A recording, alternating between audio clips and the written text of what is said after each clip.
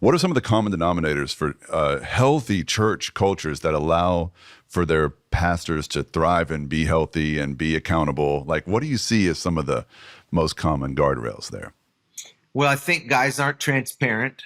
They aren't vulnerable, partially because of fear. Maybe they feel like if they own what it is that they're caught up in, then they're going to lose their job. I mean, let's say you're a staff pastor and you're struggling with a particular issue, and you go to your senior pastor. You're running the chance that you're going to get fired. If you're a senior pastor and you go to your overseers and you tell them that you're having a struggle, you're running the risk that you're going to get fired. Sure. Some of those guys need to get fired. Mm-hmm. Let's just be clear about it. Like the best thing that could happen to them, and we've told this to some of the couples that have come to us, hey, the best thing that could happen to you is you fall on your face, because you need a healthy dose of humility.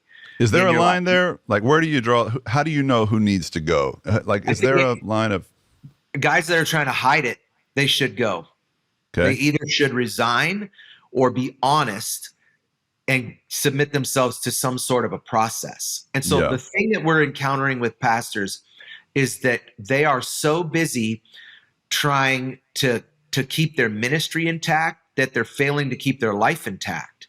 But if they would take the time away, because here's the thing, I just told a guy a couple of weeks ago who he was like, well, I can't come clean because then I'll lose my job. And I said, I would rather go be a barista at Starbucks and have a good relationship with my wife and with the Lord than preach another day on a stage. And I say that from experience, Eric. I had to get to a point where I was like that, where I was unemployed.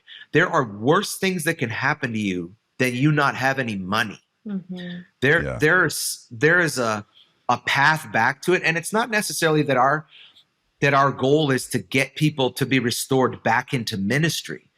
There are pastors in churches right now that if they died in a car wreck, they're not going to go to heaven. Mm-hmm. They're great communicators, but they're terrible people. And the thing that people have talked about us that shocks them is how blunt we are. Yeah. Maybe part of that comes from the fact that I'm an ex-con. And I go, listen, we have people's eternity in our hands. And we're going to mess around and go, but I'm not going to have my 403B anymore. Like, bro, like crazy you're leading people down the highway to hell. And there are guys that, even guys that are in incredibly successful churches that if they were to fall, they would do more damage in their fall for the kingdom than they ever did good in their rise. Because you're going to have people who not only are going to be affected spiritually, but you'll have a whole generation of people who will walk away and will never come back to the faith.